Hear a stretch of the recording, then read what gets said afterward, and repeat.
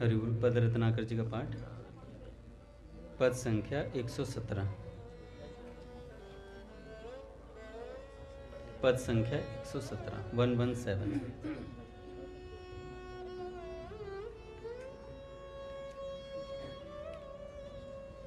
पद संख्या 117, पद रत्नाकर जी का पाठ।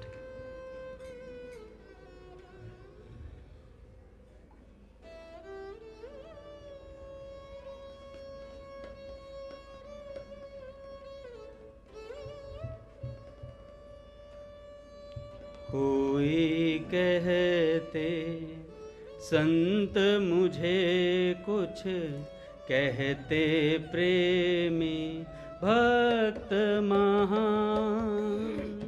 कोई कहते संत मुझे कुछ, प्रेमी भक्त महान। कैसा था क्या था मैं अब कैसा क्या हूँ, सब तुमको ज्ञान। कैसा था क्या था मैं अब कैसा क्या हूँ, सब तुमको ज्ञान। अगणित दुरितों से, दोषों से, दुर्भावों से हूँ भरपूर। अगणित दुरितों से, दोषों से, दुर्भावों से हूँ भरपूर। राग कामना कोप दंभ मद मान मोह ममता से चूर। राग कामना मोह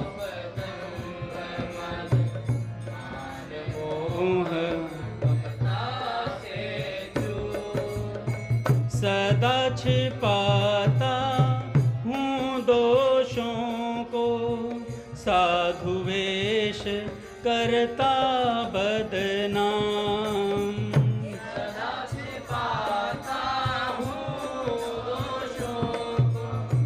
साधु वेश करता बदनाम।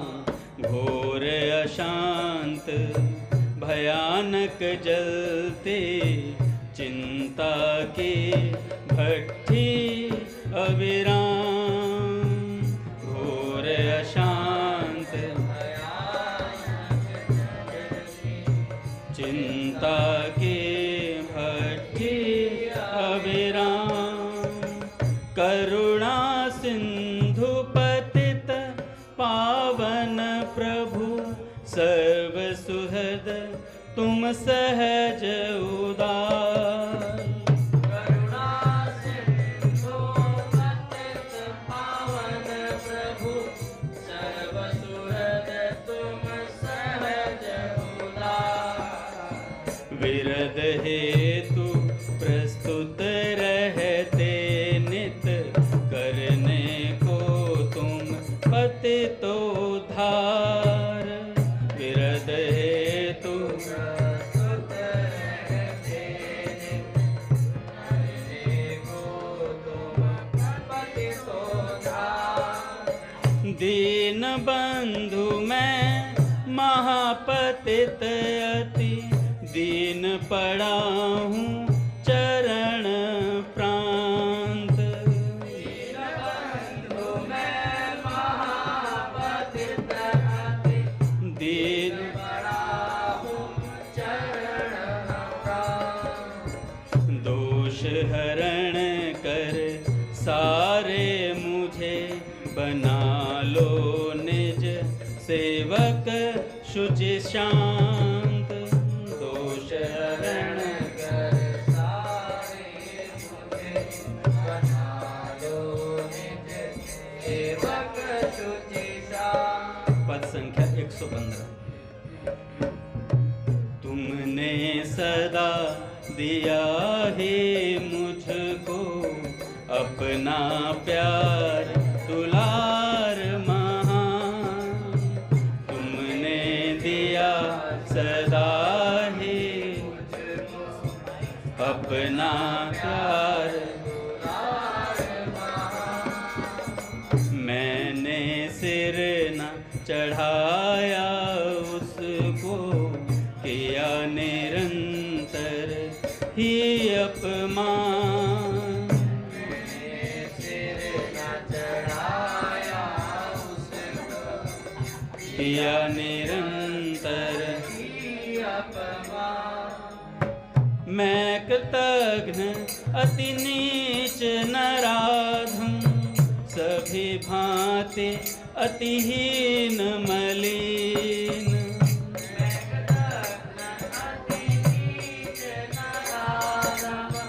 सभी भांति अतिहीन मलिन। दीन बंधु ने दोष न देखे, अपना लिया जान जन दीन।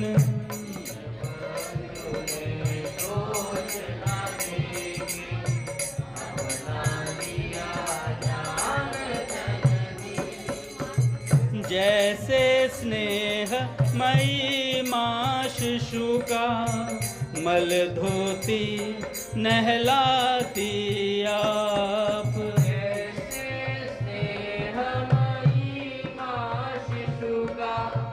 मल धोते स्नेह सिंधु तुमने वैसे ही किया विशुद्ध मिटा मलताप।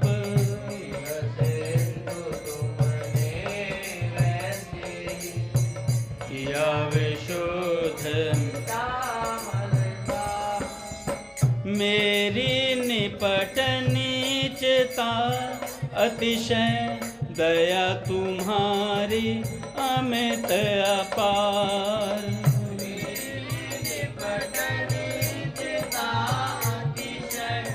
दया तुम्हारी अमित अपार। सहज दयावश भस्म कर दिया, तुमने मेरा अघ संभार।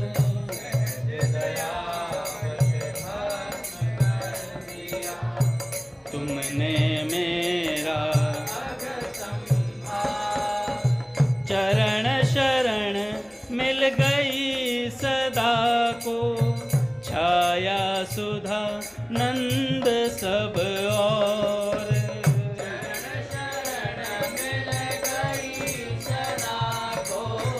छाया सुधा नंद सब और।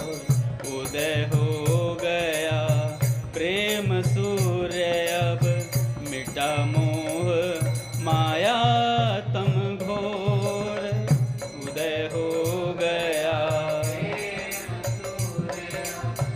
मिटा मोह माया तम घोर। राधा राधा राधा राधा राधा राधा राधा।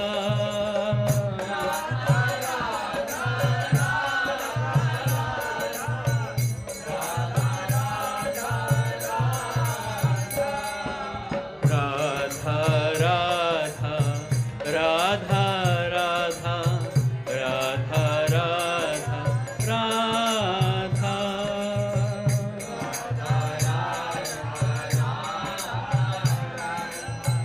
राधा राधा राधा।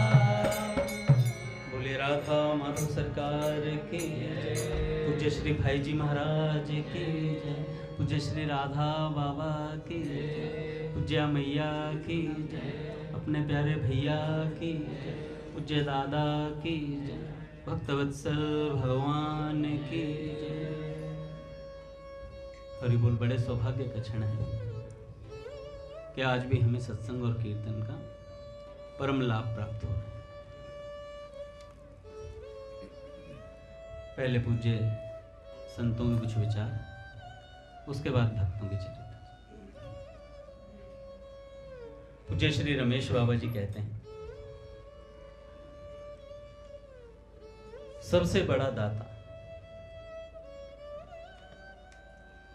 देखो, नगर कीर्तन या कीर्तन फेरी या प्रभात फेरी का यह स्वरूप है कि संकीर्तन करते हुए इस प्रकार से भ्रमण किया जाए कि जिससे अधिक से अधिक लोग भगवान का नाम सुने। जो जीव हरि नाम नहीं ले सकते हैं वे सभी जड़ चेतन योनि के जीव हरि नाम श्रवण से ही प्रभु को प्राप्त हो जाएं। ऐसा लक्ष्य करके कीर्तन भ्रमण करना ही नगर कीर्तन है। यह वे ही भक्त कर सकते हैं जिनके हृदय में संसार के प्राणियों के लिए करुणा सागर लहराता है। केवल अपनी मुक्ति की इच्छा रखने वाले मुमुक्षु स्वार्थी हैं। प्रहलाद जी ने नरसिंह भगवान से यही कहा था कि मैं अकेले मुक्ति नहीं चाहता प्रभु, कि मैं अकेले मुक्ति नहीं चाहता, मुझे स्वार्थी भक्त नहीं बनना है। हे प्रभु, इस भव वैतरणी से पार उतरना दूसरे लोगों के लिए अवश्य ही कठिन है, लेकिन मुझे इसका तनिक भी भय नहीं है। प्रहलाद जी कहते हैं भगवान से, क्योंकि मेरा चित्त निरंतर आपकी लीला कथाओं के गान में मग्न रहता है। आपका नाम, आपकी लीलाएं स्वर्गीय अमृत को भी तिरस्कृत करने वाली परम अमृत स्वरूपा हैं, परंतु मैं उन मूढ़ प्राणियों के लिए शोक कर रहा हूं जो आपका नाम नहीं लेते हैं। आपके गुणगान से विमुख रहकर इंद्रियों के विषयों का माया में झूठा सुख प्राप्त करने के लिए अपने सिर पर सारे संसार का भार ढोते रहते हैं। आगे कहते हैं, हे स्वामी, बड़े बड़े ऋषि मुनि तो प्रायः अपनी मुक्ति के लिए निर्जन वन में जाकर मौन व्रत धारण कर लेते हैं। वे दूसरों की भलाई के लिए कोई विशेष प्रयत्न नहीं करते, परंतु मेरी दशा तो दूसरी ही हो रही है। मैं इन भूले हुए असहाय गरीबों को छोड़कर अकेला मुक्त नहीं होना चाहता। प्रहलाद जी कहते हैं,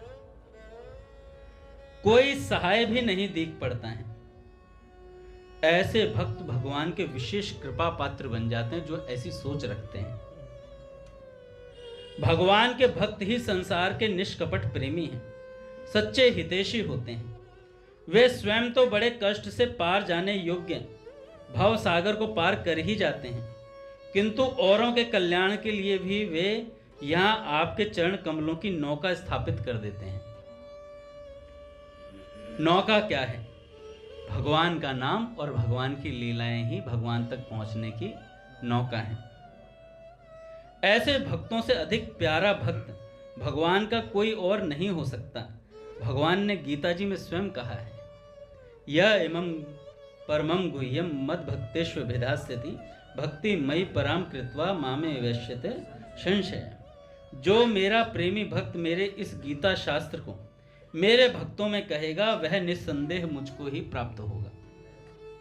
उससे बढ़कर मेरा प्रिय कार्य करने वाला कोई नहीं है, न ही कोई भविष्य में दूसरा होगा। अतः जो प्राणियों को भगवान नाम का दान देता है वह भगवान को सबसे ज्यादा प्रिय है। गोपियों ने भागवत जी में कहा, भुवि गृह्णन्ति ते भूरिदा जना। संसार का सबसे बड़ा दानी कौन है? धन संपत्ति वस्त्र देने वाला सबसे बड़ा दानी नहीं है। उससे भी बड़ा दानी वह है जो भगवान के नाम का, भगवान की कथाओं का निष्काम भाव से दान करता है। निष्काम भाव से तात्पर्य है कि कथा कीर्तन करने के बदले में धन मिले, मान सम्मान मिले, इन सब को छोड़कर जो चलता है वह संसार का सबसे बड़ा दाता बन जाता है। भक्ति महारानी ने नारद जी से पूछा, हे मुनिवर, यह कलयुग तो महापापी है। देखो, एक एक बात संतों की इतनी सटीक होती है। ये वो संत हैं जिन्होंने अपना पूरा जीवन श्री जी की छत्र छाया में बिता दिया, भगवान नाम लेते हुए, संतों की सेवा करते हुए, भक्तों की सेवा करते हुए। कहते हैं, हे मुनिवर, भक्ति महारानी कहती है नारद जी महाराज से, हे मुनिवर, यह कलयुग तो महापापी है। इसके आते ही सब धर्म सत्कर्म नष्ट हो गए हैं, सभी साधनों का सार चला गया है। ऐसे पापी को राजा परीक्षित ने शरण क्यों दी? इसे मारा क्यों नहीं? नारद जी ने भक्ति महारानी से कहा, हे देवी, राजा परीक्षित भ्रमर के समान सारग्राही थे। उन्होंने कलयुग को इसलिए नहीं मारा क्योंकि भैया इस कलयुग में जो फल तपस्या करने से नहीं मिलता, योग करने से नहीं मिलता, समाधि लगाने से नहीं मिलता, वह फल भगवान के नाम कीर्तन से सहज प्राप्त हो जाता है। शौनक जी ऋषि जी ने कहा, शौनक जी महाराज कहते हैं, भयानक भव बंधन में बंधा जीव यदि विवश होकर भी भगवान का नाम ले ले तो उसी समय विमुक्त हो जाए, अर्थात भगवान को प्राप्त हो जाए, क्योंकि स्वयं भय भी भगवान से भयभीत होता है। स्वयं भय भी भगवान से भयभीत होता है। भगवान की अभय वाणी संत श्री सीतारामदास ओमकारनाथ जी महाराज के द्वारा उसमें कहते हैं, भगवान कहते हैं भक्त से कि प्यारे तूने कामनी की चाह की, मैं स्त्री बनकर आ गया तेरे लिए, जो तूने चाहा मैं वो बनकर तेरे लिए आ गया हूं, जो जो जब जब तूने चाहा।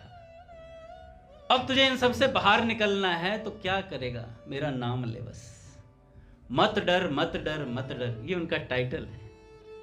संत सीतारामदास ओमकारनाथ जी महाराज कौन? जो पूज्य प्राची दीदी से, जब पूज्य प्राची दीदी छत पर बैठकर नाम जप कर रही थी तब उनके सामने प्रकट हुए थे और प्रकट होकर के कहा, बेटी नाम जप ऐसे ही किया जाता है जैसे तू करती है, नाम जप ऐसे ही किया जाता है जैसे तू करती है। तो भैया भगवान ने बड़ा रास्ता खोल रखा है। क्या रास्ता खोल रहा है? अपने नाम का रास्ता खोला हुआ है।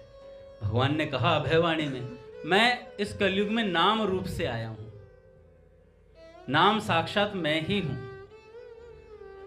इसीलिए तो पूज्य प्राची दीदी ने बोला कि जो कौन से एक नाम से भगवान आते हैं, जब साधक वो एक नाम, वो एक कृष्ण नाम इस भाव से लेता है कि कृष्ण नाम साक्षात श्री कृष्ण है, जब इस भाव से वो एक नाम ले लेता है तो उस भाव से नाम लेने पर श्री कृष्ण उसके दृष्टिगोचर हो जाते हैं, और दृष्टिगोचर होने पर श्री कृष्ण अपने कानों को पकड़कर क्षमा मांगते हैं, पुत्र मुझे देर हो गई आने में, क्षमा करना मुझे। भगवान क्षमा मांगते हैं।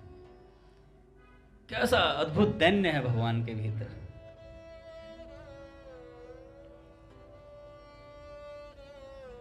आगे कहते हैं, श्री राम जय राम जय जय राम, श्री राम जय राम जय जय राम, श्री राम जय राम जय जय राम, श्री राम जय राम जय, बहुत चतुर शिरोमणि। श्री राम जय राम जय जय राम,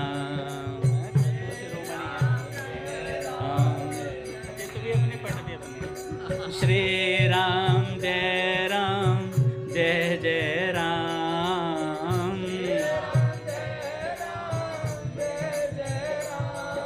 श्री राम जय राम जय जय राम,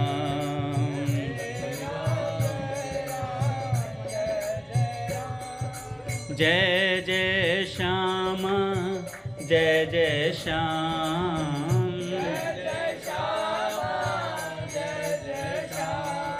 जय जय श्री वृंदावन धाम,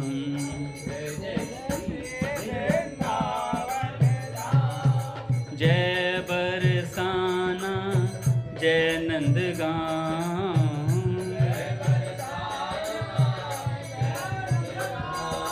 पावन राधे नाम, पावन राधे तेरो नाम, श्री यमुना जी ललित ललाम,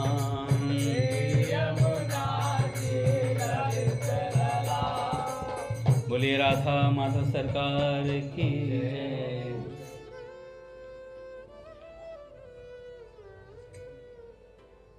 आगे शौनक जी कहते हैं, जो भगवान के मंगलमय नामों का कीर्तन नहीं करते हैं, केवल दिन रात खाने पीने भोग भोगने में ही लगे हुए हैं। उनमें और ग्राम पशुओं में यानी कुत्ते गधे में कोई अंतर नहीं। जो कानों से भगवान के कथा कीर्तन को नहीं सुनता वह मनुष्य होकर भी कुत्ते गधे शूकर ऊंट आदि पशुओं से भी गया बीता है, क्योंकि वे तो पशु हैं, भगवान नाम नहीं ले सकते। लेकिन तुम्हें तो भगवान ने मनुष्य बनाया है। आगे कहते हैं, भगवान के लीला चरित्रों को न सुनने वाले लोगों के दोनों कान सांप के बिल के समान है, तथा जिनकी जीभ भगवान श्री कृष्ण की रसमय लीलाओं का गान नहीं करती है, वह जीभ मेंढक की जीभ के समान टर टर करने वाली है।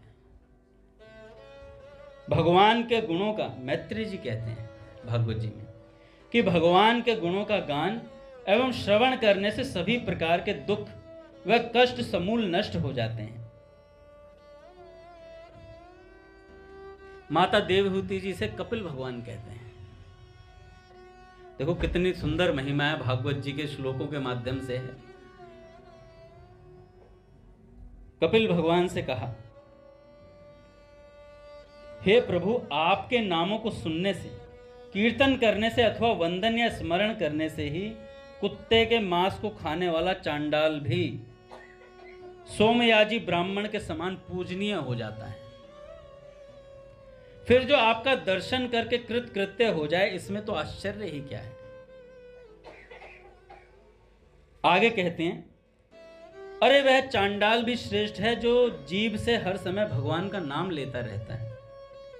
जो भी श्रेष्ठ पुरुष भगवान का नाम लेते हैं, उन्होंने तप हवन तीर्थ स्नान सदाचार का पालन वेद अध्ययन आदि सब कुछ कर लिया।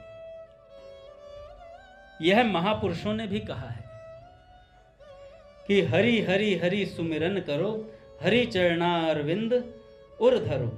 हरि की कथा होए जब जहां, गंगा हु चली आवे तहां। गंगा सिंधु सरस्वती आवे, गोदावरी विलंब न लावे। सर्व तीर्थ को वासा तहां, सूर हरि कथा होवे जहां।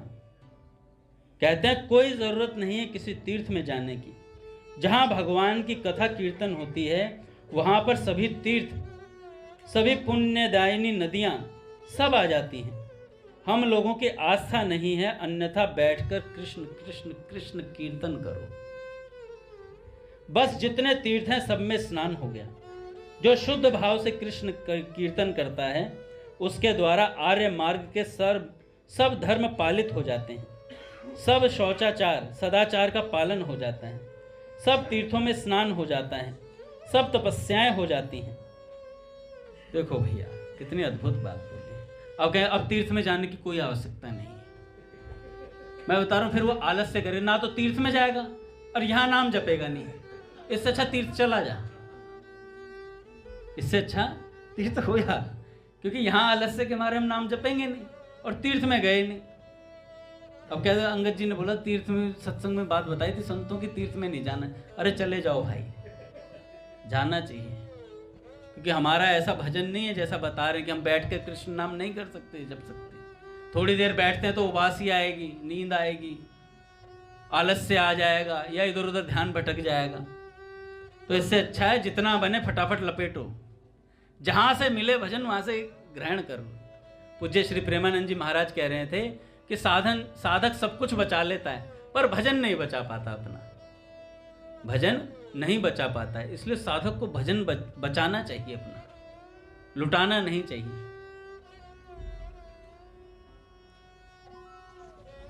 भक्त पूजनीय हो जाते हैं। कैसे पूजनीय हो जाते हैं?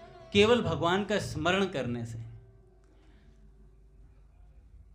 भरत जी जब वन की तरफ गए राम जी को लिवाने के लिए, कि गंगा तीर पांवरे त्यागी, नंगे पांव चला रे बैरागी। ऐसा वैराग्य धारण करके दौड़ते चले गए। सब रथ पर आ रहे हैं। अच्छा, गुरुजी ने बोला कि भरत, राम जी तो चले गए हैं, तुम सिंहासन को धारण करो। तो भरत जी ने कहा, पहली बार गुरुजी से सीधा बोले कि गुरुजी आपकी बुद्धि भ्रष्ट हो गई है क्या? नहीं तो ऐसे कोई नहीं बोलता है। और राम जी के उसमें तो कोई ऐसे ही अमर्यादित तरीके से बोल ही नहीं सकता। गुरुदेव आपकी बुद्धि को हो क्या गया है? अच्छा, गुरुदेव नाराज नहीं हुए। क्यों नाराज नहीं हुए? भरत के प्रेम को जानते हैं कि भरत किस भाव से बोल रहा है। और भरत जी ने कहा कि मैं राम जी को लेने के लिए जाऊंगा, राम जी को लेकर के आऊंगा। भरत जी चले तो गुरु जी ने कहा रथ पर बैठो भरत। फिर कहा गुरु जी क्या हो गया है आपको? मेरे राम जी पैदल पैदल जा रहे हैं और मैं रथ पर चढ़ करके जाऊंगा उनसे मिलने के लिए। अच्छा, बाकी सब लोग रथ पर हैं, भरत जी पैदल हैं और उनसे आगे हैं, रथ वालों से आगे हैं। स्पीड कितनी है पता नहीं, कुछ रात दिवस का पता नहीं, कब संध्या भोर, जागृत स्वप्न दिखाई देता, श्याम सदा मेरा चित चोर। तो ऐसी सुधि बंधी है कि वो भगे चले जा रहे। व्याकुलता है, व्याकुलता गति प्रदान करती है। सब लोग कहते हैं भगवान के लिए व्याकुल होने की जरूरत क्या है? व्याकुल होना चाहिए महाराज। व्याकुलता से साधना में तीव्रता आती है। कहते हैं रोना क्यों चाहिए? रोने से हृदय पसीजता है और पसीजा हुआ हृदय भगवान को बहुत प्रिय है। भक्त जब रोता है तो भगवान उसे एक वृक्ष के पीछे छुप छुप करके देखते हैं कि मेरा प्यारा मुझसे कितना प्रेम करता है। तो भरत जी दौड़े चले जा रहे हैं, रुक ही नहीं रहे हैं महाराज। सबसे आगे आगे आगे आगे सबसे जिससे मिलते हैं अपने इष्ट के बारे में पूछते हैं, राम जी के बारे में पूछते हैं कि राम जी कहाँ किधर बैठे थे। निषाद राज से पूछते हैं, सबसे पूछते हैं। एक एक जगह जहां जहां राम जी बैठे वहां वहां प्रणाम करते हुए चलते हैं भरत जी। ऐसा अद्भुत प्रेम। जब भरद्वाज ऋषि जी के आश्रम में पहुंचे तो बड़ा विलक्षण दृश्य। तो भरद्वाज ऋषि जी ने पूछा, कहा कि बोला है भरत जी को प्रणाम।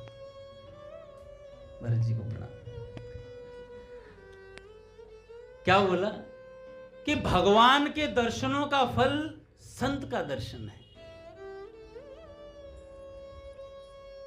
तो भरद्वाज ऋषि जी ने परिचय पूछा भरत जी से, भरत तुम कौन हो? तो उन्होंने कहा कि मैं राजा दशरथ का पुत्र। तो भरद्वाज ऋषि जी ने कहा नहीं, ये आपका परिचय नहीं है। इतनी देर बोला, तुरंत भरत जी ने तत्काल बोला, हाँ सही कह रहे हैं महाराज, मैं दशरथ जी का पुत्र कहलाने लायक ही नहीं हूं, क्योंकि दशरथ जी के तो प्राण तत्काल राम जी के वियोग में छूट गए और मैं राम जी के वियोग में अभी भी जीवित खड़ा हूं। तो ऐसे दशरथ जी का पुत्र मैं कहलाने के लायक नहीं हूं। और कहा कि महाराज जी बता रहे थे कि दशरथ जी ने कैकेयी जी को वचन निभाने के लिए, जो कैकेयी जी को वचन दिया था वो निभाने के लिए ऐसा हुआ क्या उनके साथ? वो ऐसे प्राण त्यागे क्या? कह रहे नहीं, वचन तोड़ने के लिए तो दशरथ जी तैयार हो गए थे कि वचन तो तोड़ दूंगा, कोई बात नहीं, क्या होगा वचन तोड़ने से? अपयश होगा मेरा ज्यादा से ज्यादा, कोई बात नहीं। लेकिन उन्होंने कहा, दशरथ जी ने बोला, कहा कि मैं अपयश तो सहन कर सकता हूं, पर मैंने कैकेयी को वचन देने से पहले कहा था कि मैं राम जी की शपथ लेता हूं, मेरे राम जी का अनिष्ट ना हो जाए, इसलिए इस वचन का पालन करना पड़ेगा मुझे, मेरे इष्ट का, मेरे राम जी का अनिष्ट ना हो जाए। ऐसा प्रेम। तो भरत जी ने कहा जिनका ऐसा प्रेम हो उनका पुत्र कहलाने के लायक नहीं हो। तो उन्होंने कहा परिचय बताओ भरत अपना। तो उन्होंने कहा मैं राम जी का छोटा भाई। तब भरद्वाज ऋषि जी ने फिर कहा नहीं, ये भी आपका परिचय नहीं है। तब भरत जी ने विचार किया, फिर से कहा हाँ महाराज आप सही कह रहे हो, मैं राम जी का छोटा भाई होने के लायक भी नहीं हूँ। कहीं ना कहीं मेरे मन के अंदर कामना रही होगी राज्य को प्राप्त करने की, इसलिए मेरी माता ने मेरे लिए राज्य मांगा। तो कुछ तो गड़बड़ रही होगी, तो मैं राम जी का छोटा भाई कहलाने लायक भी नहीं हूँ। तो उन्होंने कहा भरत परिचय दो अपना। तीसरी बात फिर बोला, तीसरी बार फिर बोला।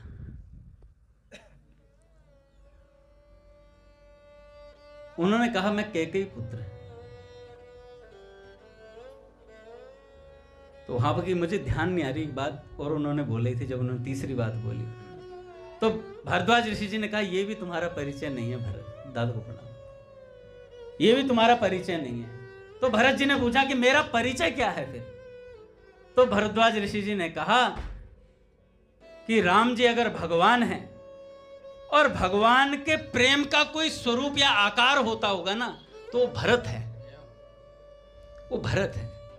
भगवान के प्रेम का अगर कोई आकार हो, अगर प्रेम को कोई आकार दिया जाए तो वो भरत है, वो तुम हो भरत। तो कहने लगे जब राम जी जब खेलते थे सरयू जी के किनारे, बड़ा सुरम्य वातावरण होता था, और खेलने के लिए जाते तो 2 टीम बनाते थे। जब 2 टीम बनाने के लिए गए तो भैया लक्ष्मण जी तो पहले ही कह देते थे, प्रभु या तो मैं आपकी टीम में हूंगा, नहीं तो मैं दर्शक बनना पसंद करूंगा। विपरीत स्थिति में मेरे को जाना अच्छा नहीं लगता है, तो मैं आपके विपक्ष में तो हो ही नहीं सकता। तो लक्ष्मण जी तो पहले ही निर्णय कर देते थे कि राम जी मैं आपकी टीम में ही रहूंगा। अच्छा अब विपक्ष में कौन जाए? जब सब विपक्ष में आ जाएंगे तो टीम ही नहीं बनेगी। तो भरत जी कहते मैं रहूंगा, मैं रहूंगा। तो किसी ने कहा कि भरत जी लक्ष्मण जी से राम जी अधिक प्रेम करते हैं, क्योंकि लक्ष्मण जी को अपनी टीम में ले लिया उन्होंने, आपसे थोड़ा कम प्रेम है, आपको देखो अपने पक्ष में नहीं रखा, आपको विपक्ष में रखा है। तो भरत जी कहते मुझे पक्ष विपक्ष से मतलब ही नहीं है, मुझे रखा है ना अपने सामने, मुझे रखा है ना अपने सामने, इतना बहुत है मेरे लिए कि जेहि विधि प्रभु प्रसन्न मन होए, करुणा सागर कीजिए सोए। जैसे प्रभु आपका मन प्रसन्न होता है वैसे कीजिए। तो भैया भरत जी को विपक्ष में रख दिया, पक्ष में। तो भरत जी ने स्पष्ट उत्तर दे दिया, अपने को तो पक्ष विपक्ष का कोई ताल्लुक ही नहीं है, अपने को तो राम जी सामने चाहिए, सामने हैं हमारे नेत्रों के, कोई बात ही नहीं है इससे अलग। तो ऐसा प्रेम, ऐसे भक्त जो होते हैं जो भगवान से निस्वार्थ प्रेम करते हैं, वो बड़े मुश्किल होते हैं। पूज्य महाराज जी कह रहे थे कि ये निस्वार्थता बहुत मुश्किल से आती है और इसके लिए बहुत जलना पड़ता है। महाराज जी ने कहा इसके लिए बहुत जलना पड़ता है, कई बार मन पर आघात पहुंचते हैं, पर फिर भी मन कहता है नहीं प्रभु आप सा कोई और है ही नहीं, आप जैसा कोई और है ही नहीं। तो भरत जी का प्रेम बड़ा विलक्षण है, और लक्ष्मण जी का तो प्रेम हम जानते ही हैं, वो तो मारकाट पे उतर आते हैं तत्काल। लक्ष्मण जी ने तो कह दिया मैं दशरथ जी का शीश उतार कर रख दूंगा, ऐसी बात बोल दी कि प्रभु अपने से सैन्य, अपने तो सब कुछ आप हो, बस मैं आपको जानता हूं राम जी। और भरत जी का प्रेम देखा कैसा है, लास्ट तक प्रयास करते रहे कि प्रभु चल पड़े साथ में, पर जैसे ही प्रभु ने हामी भरी, अरे बड़े बड़े जनक जी महाराज जिनको सब चीजों का ज्ञान है, गुरुदेव भी वहीं बैठे थे, जनक जी भी वहीं बैठे थे, सबसे निर्णय पूछा तो सब कहते हैं हमारी तो बुद्धि काम नहीं कर रही है भरत तुम्हारा प्रेम देख करके, हम कोई निर्णय नहीं दे सकते इस बारे में। तो राम जी भी पसीज गए, राम जी ने तत्काल बोल दिया कि भरत जैसा तुम चाहोगे वैसा होगा, बस साधक यही सावधान हो जाए। जब भगवान कह देना भक्त तू जैसा चाहता वैसा होगा, तब भरत जी सावधान हो गए, कहने लगे कुछ गड़बड़ है, कुछ गड़बड़ है, प्रभु मेरे मन की होने देना चाह रहे हैं। तो भरत जी ने कहा तत्काल भरत जी ने बोला कि प्रभु जेहि विधि प्रभु प्रसन्न मन हुई, करुणा सागर कीजिए सोई। इतना बोलते ही राम जी ने कहा कि तुमने प्रेमियों की ध्वजा को ऊंचा कर दिया भरत। भरत जी ने कहा प्रभु कोई मोल नहीं दिया प्रेम का, तो राम जी ने कहा बिन मोल बिक जाना चाहिए प्रेमी को। तो तब कहा कि प्रभु कर कृपा पावरी दीन्ही, सादर भरत शीश धर लीनी। कि राम भक्त ले चला रे राम की निशानी, राम भक्त ले चला रे राम की निशानी। शेष पर खड़ाओ अखियों में पानी, शेष पर खड़ाओ अखियों में पानी। राम भक्त ले चला रे राम के निशानी।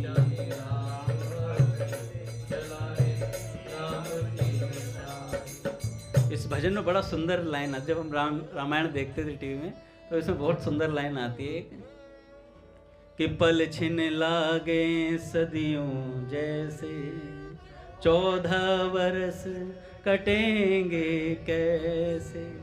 तो बहुत सुंदर लगता है। वो रामचरितमानस अलग ही थी, वो जब हमने देखी टीवी में रामायण देखी, वो बड़ा भावुक दृश्य। आज भी अगर वो आ जाए तो वही देखी जाएगी, चाहे कोई कितनी रामायण बना ले, पर वैसी रामायण नहीं बन सकती, क्योंकि वहां पर कई संतों का उसके पीछे हाथ भी था, और जिन्होंने बनाई उनके पीछे भी भगवान की कृपा उनके साथ काम कर रही थी, तभी ऐसी रामायण बन पाई।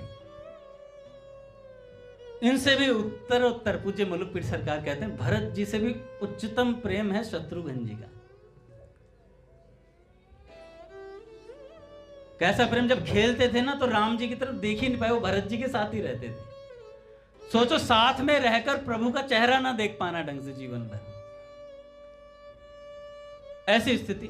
अच्छा भरत जी ने तो कह दिया, लक्ष्मण जी ने तो कह दिया मैं तो साथ रहूंगा आपके। भरत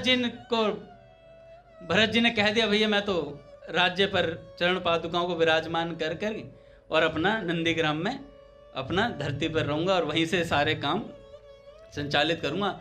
शत्रुघ्न जी तुम जाओ राज्य में, तुम संभालो, माताओं को तुम्हें संभालना है, सब चीज तुम्हें करनी है, राज्य के सारे कार्य तुम्हें करने हैं। दादा एक बड़ा विलक्षण आज संत बता रहे थे, कहते कि दो तरीके के भक्त हैं। एक तो संसार जो गृहस्थ में रह करके भजन करते हैं, एक होते हैं जो वैरागी होते हैं। तो महाराज जी ने कहा कि वैरागी जो होते हैं ना वो बाईपास चला जाता है वो बाईपास चले जाते, बाईपास रोड होते हैं ना, सीधा सपाट उधर से निकल गए। एक होता है गृहस्थ वाला रास्ता जिसमें बाजार होता है बीच में, बहुत माया सिटी उसमें से जाना पड़ता। तो गृहस्थ का जाना का तो सिटी वाले रोड से जाना होता है, उसमें बहुत चीजें उसे घेरती हैं, ये भी पकड़ ले, कभी वो इधर से खींच लेता, कभी इधर से खींच लेता है, कभी इधर से खींच ले, कभी इधर से खींच लेता है। तो पूज्य राजेश्वरानंद जी महाराज कह रहे थे कि जो भक्त होता है ना, जो गृहस्थ भक्त होता है, वो जाएगा सिटी में से ही, पर साधना की सड़क को कभी छोड़ेगा नहीं। साधना की सड़क पे बार बार आता रहेगा। कई लोग उतारने का प्रयास करेंगे ट्रैफिक की वजह से, कोने में निकल, इधर चल इधर चल, पर वो साधना की सड़क नहीं छोड़ेगा।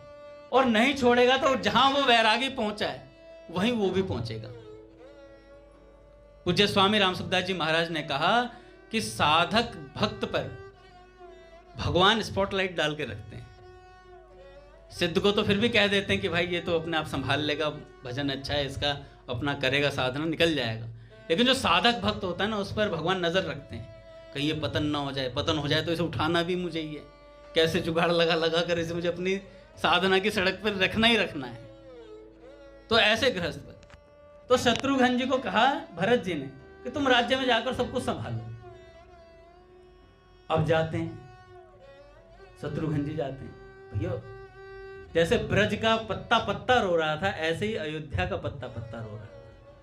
जब राम जी गए ना, किसी को संभालना कितना मुश्किल होता है भैया। आत्मा चली जाए तो शरीर धारण करना बड़ा मुश्किल हो जाता है, धारण कर ही नहीं पाते लोग।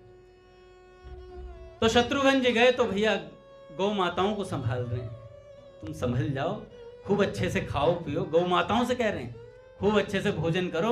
जब राम जी आएंगे ना, राम जी का राज्याभिषेक होगा, तो आपके दुग्ध की आवश्यकता पड़ेगी। गौ माताओं से कह रहे हैं, घोड़ों से कह रहे हैं, तुम तैयार रहना बिल्कुल, राम जी तुम्हारे ऊपर आरूढ़ होंगे और राज्याभिषेक में तुम्हारी बहुत आवश्यकता, बहुत सेवा का काम पड़ेगा भैया।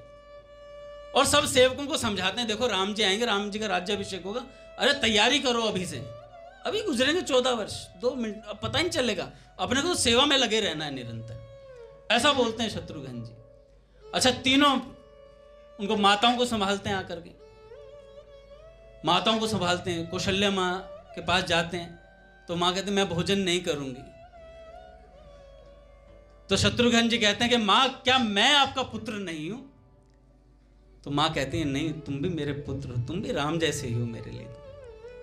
तो माताओं को भोजन कराते हैं, एक एक को संभालते हैं, सब चीजें संभालते हैं। और जब रात्रि में दादा अंदर कक्ष में जाते हैं ना, और भीतर से कक्ष को बंद करते हैं, तो उनका धैर्य टूटता है, फट जाते हैं एकदम से, हा राम, और धरती पर लौटते हैं, अश्रुपात करते हैं, हा राम कहाँ चले गए तुम। एकांत में रुदन करते हैं, अपनी व्यथा को जाहिर करते हैं भगवान से। और जब सुबह सुबह निकलते, पूरी रात्रि रोते हैं, और सुबह निकलते हैं फिर से बन ठन के, और किसी को पता ना चले कि मैं रुदन करके निकला हूं। फिर सबको संभालते हैं। तो यह है उच्चतम प्रेम,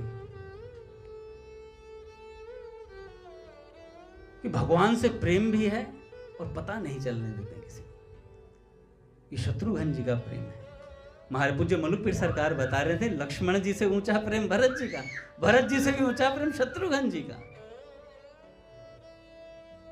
कि भगवान सामने रहे और पूरा जीवन देख ना पाए। दादा पूज्य भी आ रहे हैं।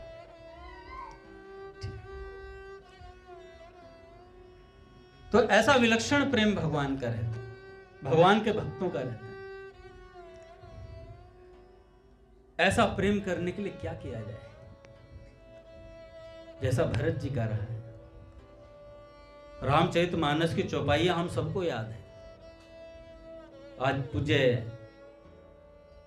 प्रेमानंद जी महाराज कह रहे थे कि अभी हमें बोलने के लिए कहा जाए ना दादा, मुझसे कहा जाए कि अंगद जी आप बताओ भगवान को प्राप्त करने का क्या तरीका है, मैं 100 तरीके बता सकता हूं कि भाई भगवान ऐसे मिलते हैं, ऐसे मिलते हैं, ऐसे मिलते हैं, पर खुद नहीं करते हैं दादा, खुद नहीं कर पाते।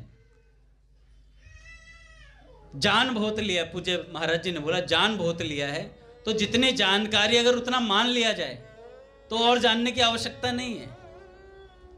जितनी जानकारी है उसी को मान लिया जाए तो और जानकारी की आवश्यकता नहीं है। साधु, पूज्य महाराज साधु को देखते हैं सत्संग नहीं करते हैं, विचार ही नहीं करते हैं, सत्संग पढ़ते ही नहीं है, सुनते ही नहीं है। कीर्तन आया तो बस गा गु के निकल गए, बस रूटीन है, रूटीन की तरह निभाए और चले गए बस। वो भी बहुत अच्छा है, वो भी किसी ने कह दिया ये भी बहुत अच्छा है तो कह रहे यही करेंगे, बस यही करेंगे बस, और नहीं करेंगे कुछ भी। तो लॉ लगी रहनी चाहिए। पूज्य महाराज जी कहते हैं लॉ लगी रहनी चाहिए कि कैसे भगवान से प्रेम हो, कैसे निरंतर भगवान में प्रेम बढ़ता चला जाए। रोज अपने आप को देखें, जैसे शबरी मियाँ रोज बुहारी लगाती थी, रोज बाट देखती थी राम जी की। क्या हम बाट देख पाते हैं राम जी की? हम तो बाट देखते हैं 9:30 कब होंगे अगर भैया नहीं आ रहे हैं, 9:30 कब होंगे, अरे बहुत देर होगी यार, सहन नहीं हो रहा।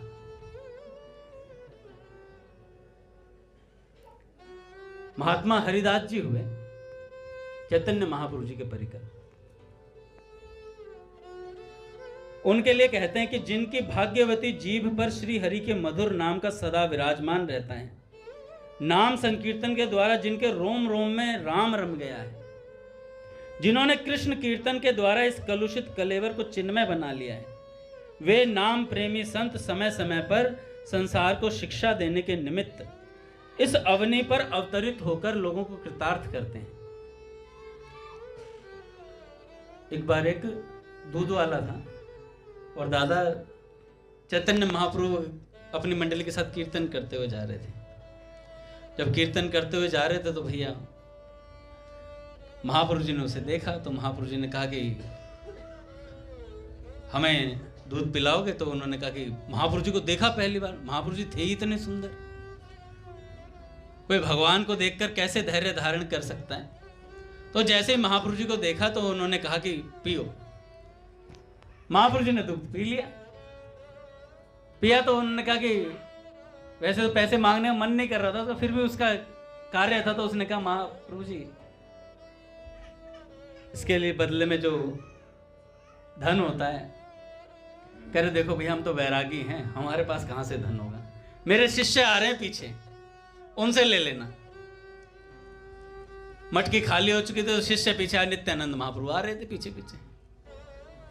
तो उन्होंने उनसे कहा कि भैया आपके गुरुदेव ने दुग्ध पिया था तो उसके पैसे। तो कह रहे भाई जब गुरु पे पैसे नहीं, चेले कहां से रखेंगे, चेले कहां से रखेंगे। जब ऐसा बोला तो उन्होंने कहा कि अब नहीं चाहिए पैसा, इतने सुंदर व्यक्तित्व के दर्शन हो गए, अब पैसों का क्या करेंगे। और महाराज वो जैसे जैसे खाली मटकी लेके आगे बढ़ता जा रहा है, वैसे वैसे उसकी मटकी में वजन बढ़ता जा रहा है। तो थोड़ा सा आगे चला तो उसकी मटकी में देखा तो उसने कहा वजन कैसे हो गया एकदम से, अभी तो खाली थी। उतार कर देखा तो महाराज इतने मणि माणिक थे उसके भीतर, उसकी आंखें फटी रह गई, इतना मणि माणिक देख लिया उसने। तो उसने सोचा कि निश्चित ही ये उनकी कृपा है जो अभी दुग्ध पी करके गए हैं। तो जो इसका इतने मणि माणिकों का त्याग कर सकता है, इसका मतलब उसके पास और कोई विशेष वस्तु है, तभी छोड़ करके गया, तभी मुझे प्रदान की है। तो वो वापस मुड़ा और महाप्रभु तो कीर्तन करते हुए जा रहे थे कि भज हरे कृष्णा जप हरे कृष्णा, जप श्री हरि का नाम रे। भज हरे कृष्णा जप हरे कृष्णा, भज श्री हरि का नाम रे। भज गौरांगो लह गौरांगो, जप गौरांगेर नाम रे। भज गौरांगो लह गौरांगो, जप गौरांगेर नाम रे। हरे कृष्णा कृष्णा कृष्णा हरे हरे, हरे राम राम राम हरे हरे। भज गौरांगो जप गौरांगो, लहो गौरांगेर नाम रे। भज गौरांगो जप गौरांगेर नाम रे। तो वो पीछे से गया दौड़ता हुआ, महाप्रभु कीर्तन करते हुए जा रहे हैं, और जैसे ही गया तो महाप्रभु जी को पीछे से आलिंगन कर लिया उसने, और महाप्रभु जी को स्पर्श करते ही भीतर एक लहर दौड़ी, क्योंकि प्रेम के चलते फिरते समुद्र हैं महाप्रभु। और जैसे ही स्पर्श किया तो वो खुद हरे कृष्णा कृष्णा कृष्णा हरे हरे, हरे राम राम राम हरे हरे। हरि बोल। कृष्णा हरे कृष्णा कृष्णा कृष्णा हरे हरे राम राम राम हरे हरे। बोले राधा माधव भगवान की जय। आरती करते हैं महाराज।